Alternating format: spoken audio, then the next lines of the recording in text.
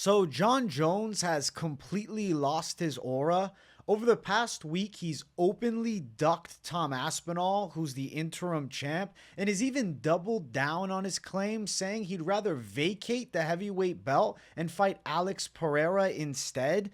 I honestly feel like, as great as Jones's legacy is, these are horrible moments towards the end of his fight career, which, like many of us, will remember the final ducking. And I really feel like leading into a heavyweight championship fight, one thing, if he's thinking all of this, it's another thing going out and actually saying this stuff. It really just makes this Saturday's title fight feel like an illegitimate heavyweight championship, since the legit number one contenders not even going to get a chance against the winner, more than likely. Unfortunate series of events. We're going to go over some clips from a couple of the Jon Jones interviews that he's recently given.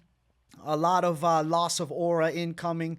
Be prepared. And then I also got the Jon Jones aura chart, and we'll check out Jones's aura over recent years, and actually dating all the way back to his early UFC run when the aura was incredibly high. Let's look at clip number 1, where Jon Jones was asked about Tom Aspinall. This was an ESPN interview, and prepare yourself for a dull answer. Let's play the clip. Tom's head is in the right place. He should want to fight the top guys in the world. I believe that he has time to fight the top guys in the world. As far as fighting me right now, I'm fighting Stipe. Right. And you don't make it this far in a UFC career looking past your opponents. So I'm going to bring this up, and you'll hear Jon Jones mention Alex Pereira. He's talking about fighting Pereira, but here he's using the, listen, I'm not looking past Stipe narrative. Like, come on, man. He doesn't want to fight Tom Aspinall because he recognizes that Aspinall is a legit heavyweight monster and the by far worst matchup for him right now and potentially ever. I mean, let's be fair. Jon Jones was a great light heavyweight champ. He's never faced a good grappler at heavyweight who also has knockout power. Aspinall's one of a kind. At 6'5", a clear speed and power advantage and the youth edge, yes, Jon Jones would be in trouble. And you know, him ducking Aspinall is because he doesn't want to risk taking that L. I guess he would rather go out and risk it against Alex Pereira, who he considers to be, you know, more of a star. And I guess that is true.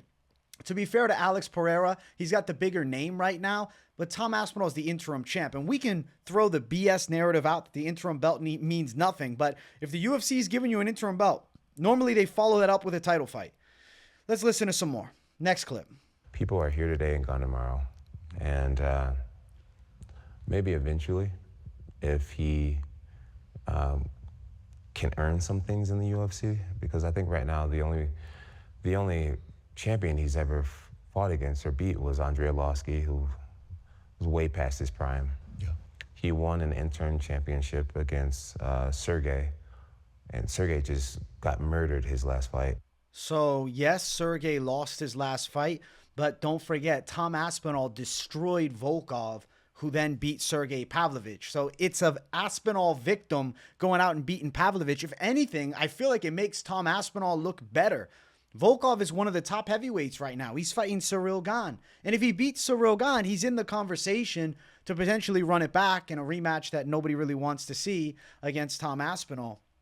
Jones is really trying to push the Aspinall doesn't deserve it narrative, but he has 3 really big heavyweight wins. Volkov win is massive, Curtis Blades win is massive, and the win against Pavlovich is still huge too. I mean, those are 3 marquee heavyweights, and I think you look at stylistic matchups for Jon Jones, I would argue that all 3 of those guys are kind of harder fights for Jon Jones than Cyril Gane. Curtis Blades is a high-level wrestler. Volkov is a giant. And Sergey Pavlovich normally has good takedown defense and has crazy power. So as far as a heavyweight legacy is concerned, Jones' win over Aspinall, though it was impressive and he made it easy, right? Not necessarily a huge win as far as the stylistic matchup, because let's be honest, Cyril Gane is the perfect fight for a Jon Jones to come back to because he is a subpar wrestler. And Jon Jones showcased a massive grappling edge there. There's more. So next clip. Jon Jones will mention the name of Alex Pereira officially, and the conversation is going to start about a maybe crossover fight for the light heavyweight belt? Or is Pereira going to come up? Let's listen to more, and then I have another clip from Twitter talking about the same thing, maybe a little more in depth. Let's play it. Came fighting again. I would say the person that's most deserving, it would be Alex Pereira. You know, Alex has beat many champions. He's knocking out everybody left and right. He has the opportunity to become a 3-division champion by facing me. He's more of a legend and a star in America right now than Aspinall. And I feel like those are the type of fights that I'm looking for. Okay, fair points by Jon Jones. Yes, the Alex Pereira fight is objectively larger than the Aspinall fight in terms of the casual fan appeal, but the hardcores are wondering who's the best heavyweight in the world. Alex Pereira getting the opportunity to cut the line at heavyweight would be a disgrace. It would be a disrespect to Tom Aspinall and completely discredits the interim belt. And then I think the UFC should simply just do away with interim titles if this is their mentality. Jon Jones fighting Alex Pereira would need to then be at 205, which he's kind of said he's willing to do. This other clip where he talked with Aaron Bronster, I believe, we have it right here. Jon Jones talks about fighting against Alex Pereira, but with an interesting circumstance that he presents. We'll listen in. It'd be cool to fight over the heavyweight championship, but I would also willingly give up the heavyweight championship. I walked away from the light heavyweight championship, and I'd love to walk away from this one as well, on top, on his own. Wow.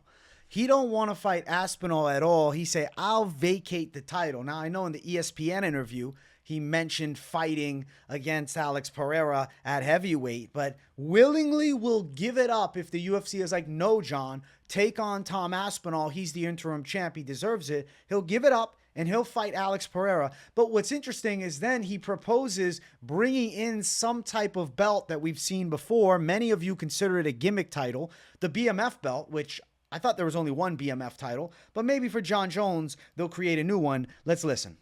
Own terms, good head and shoulder, making lots of money. I love the position that I'm in right now. Fighting Pereira for the BAMF belt, that'd be cool. You know what is it? BAMF belt? He's sounding out BOOMF belt. The BOOMF belt. The BMF title, Jon Jones. I guess you can give it to Jones, but like it's then thrown off because what about Max Holloway's BMF? I guess call it like the legacy title or something like that. The UFC will come up with some name. Let's listen to the rest of this. We both have 2 belts in 2 weight classes. The night we fought, we'd be both fighting for our 3rd belt, which would be the BAMF. How cool would that be? You heard it. I feel like Jon Jones' aura is completely gone. You guys feel it too? He used to have this mystique about him.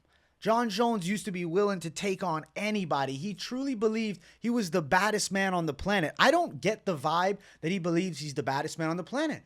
I think he's terrified of Tom Aspinall. We all know he ducked Ngannou, regardless of Dana White's opinion on it. Johnny Bones caught in some bullshit again. Now, what's sad here is he compares Tom Aspinall, who's a one-of-a-kind heavyweight, to Anthony Smith, who was a journeyman middleweight, and also to Dominic Reyes, who, wait, John, didn't Dominic Reyes, in many people's eyes, beat you? Let's listen in. No difference than an Owen St. Prude or Dominic Reyes or Anthony Smith. They're like just another up-and-comer that's exciting right now. And I'm not into gambling my legacy for what's exciting. I want... Fighting is all about gambling your legacy for what makes sense. And it's not about what's exciting. It's about what's deserving. Tom Aspinall is the interim champ. He deserves the shot. John, did you forget? Somebody gambled for you. Shogun Rua fought you. Shogun Rua took the fight on short notice against you when you won the belt and became the youngest champ. Don't you owe it to Tom Aspinall? Play it. Well, I've always been a person to like move on my own terms. And I just don't want to be one of those athletes who sticks around forever. I'm 37 years old, which is old for combat sports. I fight for a living, and I don't think the aura is gone, okay? The question was asked about, well, don't you feel like you deserve to give Tom Aspinall his chance because Shogun did it for you? And he's like, no. Essentially, he's saying no without saying no. He's brushing the question aside and taking us in a circle about how fighting's a hard and long career. Either he wants to keep fighting or he doesn't. If he wants to stay at heavyweight, he should fight against Tom Aspinall. If he really, in his heart of hearts, feels he wants to vacate the belt and go down to 205, trust me, the ducking narrative will exist forever. But I'll tell you, there is one way the ducking narrative disappears, and it's if Alex Pereira violently chins Jon Jones, where then the ducking narrative won't matter anymore. Next clip. It's about Stipe being the easier fight. That's what Aspinall said. He's right. He's right. Let's listen. After the injury because you wanted the easier fight. Does that register with you at all, or is it? No, is it just talk? Is Stipe easier? That can't necessarily be said, especially by him. Mm-hmm. You know, he's fought a bunch of up-and-comers, and he's looked good against up-and-comers. But you can't call Stipe Miocic an easier fight. Let's think about something. Jon Jones' last few fights, okay? Just real quick. Cyril Gane, former interim champ. I guess you can't call him an up-and-comer. Dominic Reyes was an up-and-comer. Thiago Santos was a former middleweight journeyman. Anthony Smith was the essence of a journeyman. You get what I'm saying? Like, he's kind of saying, it's cool for me, but not for thee. And you shouldn't get a chance against me. He's fought up-and-comers too. The whole fight game is built on giving someone a chance to fight someone great, to become someone great. If great fighters said, I only want to fight other great fighters, then how would great fighters even exist? Who the hell would fight who? Oh, well, listen, he wasn't a dominant, long-reigning champ, so I'm not going to fight the number one contender. That's not how fighting works. It's a nonsensical narrative, and it just simply isn't what fighting is built upon. Yes, Stipe's an easier fight. Yes, Stipe's 42. Stipe has not fought any of these ranked guys and won. Tom Aspinall has ran through multiple. Tom Aspinall deserves the shot, but it's okay. Listen, let's not act like this is new. Jon Jones ducked Francis Ngannou for 3 years, but, you know, many of the UFC shills will say, no, Dana White told me that Ngannou ducked him. Yeah, believe that shit. Yeah. Sure. Let's play this clip where he actually gives Francis some praise. Respect to this. You look at him fighting Francis Ngannou and getting knocked out. That happens to 80% of the people who step in there with Francis. You get knocked out. Right. Willingly admitting most people that fight Francis get knocked out. Seemingly Jones had no interest in fighting Francis, because deep down in his soul, maybe he knew too what we all believed, that if he gets his chin touched, he's going straight out. Doesn't Jon Jones' aura just seem gone, though? Like, I'm not pulling at straws saying he's lost his aura. He has completely lost it. His aura is gone. He doesn't have that same elite appeal. He doesn't seem like the baddest man on the planet anymore. Even leading up to the Gane fight, it was better. Openly ducking Aspinall all week, it's embarrassing, and I truly believe it's hurt his stock.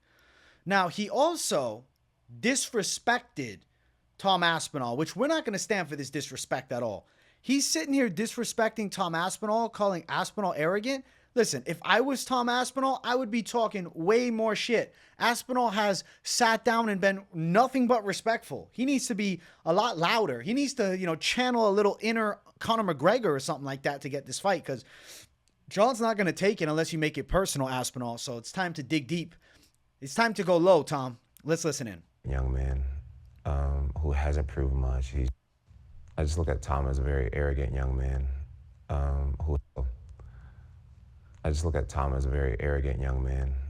Tom is not an arrogant guy at all. Tom Aspinall is too humble, actually. Way too humble. Let's listen for a little longer. Who hasn't proven much. He's using I think he's proved a lot. his mouth to even He's actually using his fists. The dude's terrifying. be mentioned in such a serious conversation. He has the interim belt around its waist. He's got the interim belt on. What are we talking about, John? What is this narrative you're trying to push? You're brushing Aspinall aside like as if he's some nobody. Like he's ranked number 12 in the world. He's got an interim belt, which, seemingly doesn't mean much, I guess, to Jones. And it makes sense. Jones is a legend of the game. But it's because he doesn't want to fight him, not because he doesn't deserve it. Come on, man. He don't want that smoke. Jones don't want that smoke, and we'll forever say Jones didn't want the Aspinall smoke. In his personal life, he came, saw, and conquered. In the octagon, he came, saw, and conquered. A person who... Just to give you some info, what's he talking about? This is not him talking about Aspinall. I kind of swayed it to fuck with you guys. No, he's talking about himself. He wants to be a person who came, saw, and conquered in the cage, came, saw, and conquered in his personal life. Jon Jones done some fuck shit in his personal life, though. Has been here for a very long time, who pretty much grew up in the public eye. And, I just want to be a person who's looked at as very resilient, a person. Jon Jones's mystique has left him. Even how he's talking here, it's like he doesn't have it. He doesn't have what he once had. I don't get it, man. Jon Jones is 1,000% lost aura for me, and I think most of you will agree. And it's sad because I'll tell you, growing up, Jon Jones was my favorite fighter. The first time I ever watched Jon Jones was actually his disqualification win against Matt Hamill. And I was like, who is this monster? And I watched every one of his fights religiously on his way to becoming the champ and then running through. I've never missed a Jones fight since being a damn kid. And I've witnessed everything. The Jon Jones at 23 who won the belt would be embarrassed that today he's become a damn ducker. And he's saying no to the baddest man on the planet. This is a Jon Jones that no longer believes he's the best. And I think it's maybe because of the injuries, right? The injuries have added up. It's a factor. Jon Jones' body's beaten down. And maybe he's just better off retiring. You know what? Don't even fight Alex Pereira. Retire. You will probably see that if Jones retires, there's maybe more respect on his name than if he ducks Aspinall so blatantly and fights Pereira. Because then if he beats Pereira, it's going to be, oh, he beat a one-dimensional kickboxer who just had knockout power. And the Aspinall fight will always sit there. In some senses, best case, Jones gets chinned by Pereira and we say he was past his prime and the best days are beyond him. And then Pereira puts himself into the GOAT conversation. Let's listen to Jon Jones on his image to close out. It's a true, it's a gift back from my viewers, I guess, and I'm grateful for it. So on the UFC Mount Rushmore, we're going to give you a spot automatically. Nice. We got three other ones. Jon Jones is 1,000% a UFC Mount Rushmore. Nobody's questioning his GOAT status, but Jon Jones today, it's just not the same Jon Jones that I grew to love as a kid. Now, Jon Jones's aura has been inconsistent for his entire career. On this aura chart, which is one of a kind, I might add, I have 18 of the key career moments for Jon Jones, and we'll go over where his aura has ranked over the years. Now, starting a UFC debut win is nice. He gets a little 1 aura. Doesn't mean a lot, a 1 out of 10. There's not a lot happening there. But his DQ loss to Matt Hamill, that is the first time I witnessed Jon Jones live, and I said, wow, this guy's amazing. He went from nobody to a somebody, jump into that 6 aura. I have to say, a 6 aura is no joke for a guy who was very early in his UFC run. I know before that he had beaten Stephan Bonner, but the way he pulverized Matt Hamill, even in losing the fight, it's almost like it was better that he lost by DQ, because if you go and rewatch that, that's like a brutal schoolyard beating that you sent right to the hospital with afterwards. He beat the hell out of him. Now, becoming the youngest champ jumped his aura a ton. That's 8 out of 10. Youngest champ, that's elite aura. He's becoming one of the mainstays and future stars of the UFC. And we knew it was coming. He rails off 5 massive wins against the best of the best the UFC light heavyweight division had to offer. Beating guys like Rampage, Lyoto Machida, Rashad Evans, even guys like Vitor Belfort. We had to fight hard out of an early armbar attempt and then taking out Chael Sonnen easily and destroying his toe in the process. At this point, it's like Jon Jones can't be stopped, right? He's approaching max aura. He's at like an 8.5. He then fights Alexander Gustafsson and has a back and forth war where we got to find out how Jon Jones deals with adversity in the cage. And I felt like that jumped it to 9. At that point, Jon Jones was becoming the man. His pre-fight brawl with Daniel Cormier had everybody on his side. We were all Team Jones as he went for the throat shot against DC and seemed to beat him in their little street scuffle. He's a 10. There's nobody reaching that level of aura, right? 10 out of 10. Maybe like Pereira pulling off the violent knockout of Prohashko was close to a 10. He's maxing out aura. It doesn't get better than that. And you'll see with the chart, it doesn't really get better than that. After he beats DC, the aura remains at a 10. Jon Jones is the man.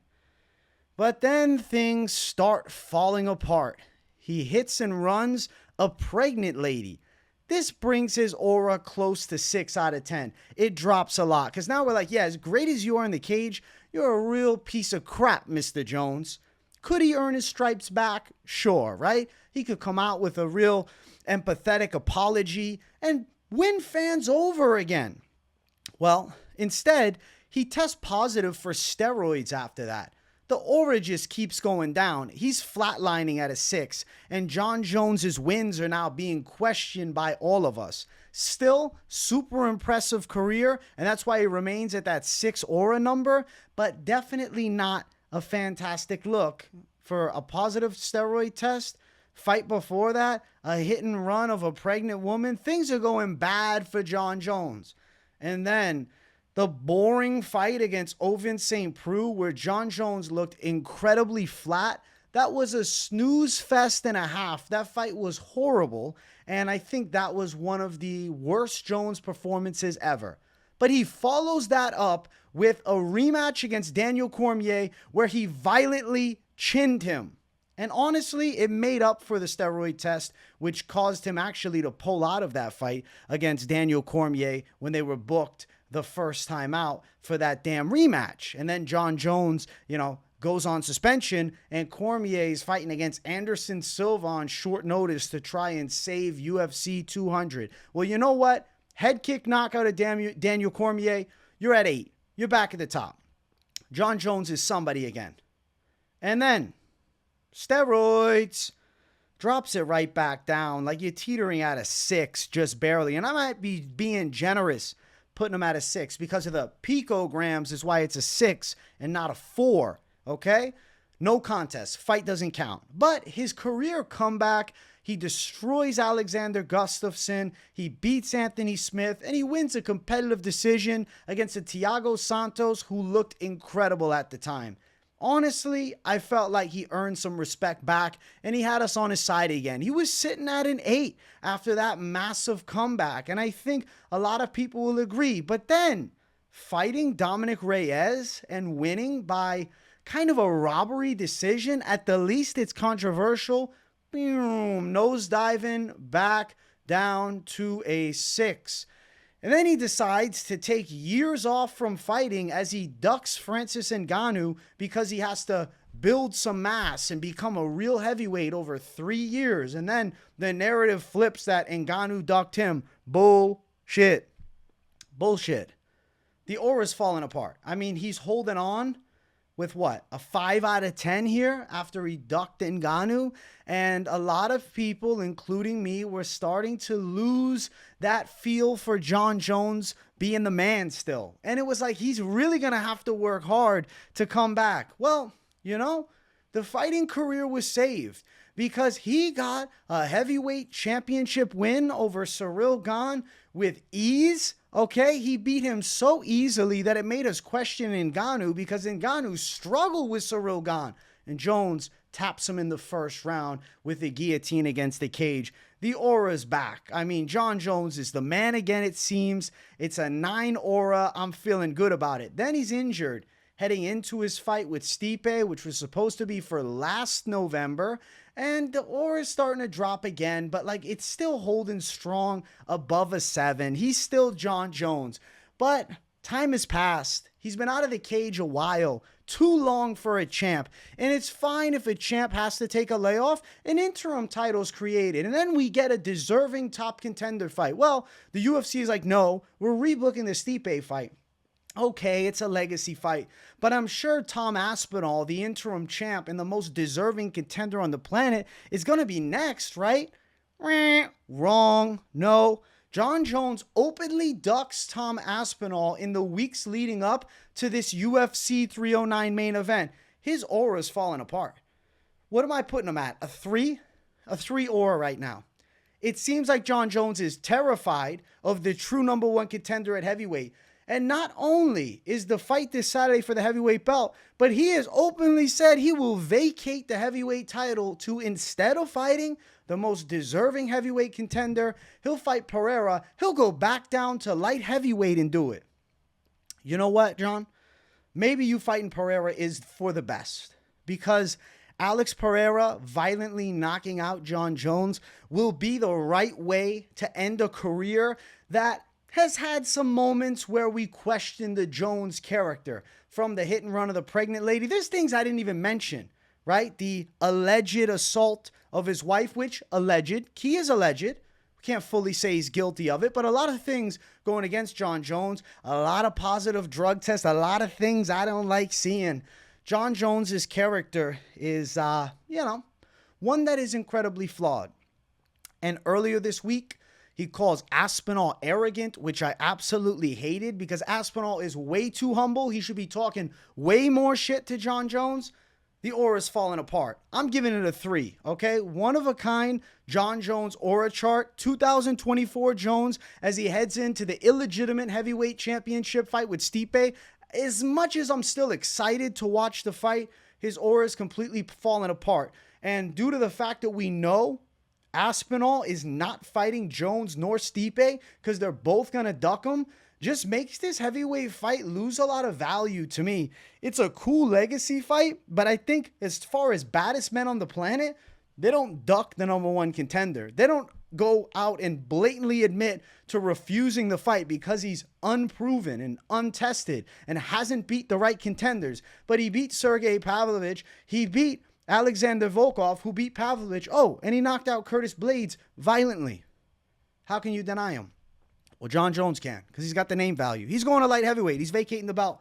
The aura's falling apart. Yeah, the Pereira-Jones fight is still going to be a big money fight, and it's going to be huge, but I think that destiny is starting to line itself up, and Alex Pereira is going to be the man to violently chin Jon Jones. And unfortunately, I think that's how the career probably ends. And the duck of Aspinall, I guess, will be forgotten, and it will be a passing of the torch to the new king, Alex Pereira, as one of the GOATs of the game. I'm disappointed. It's sad to see Jon Jones become an absolute duck, but fight game goes like that. People change, and the Jones aura is absolutely dipping low. I hope you guys enjoyed this video. I've been having fun with these reaction videos, so make sure you guys smash the like button. If you're new to the channel, subscribe it up. I appreciate everybody tuning in. I'll see you all in the next one. Peace out.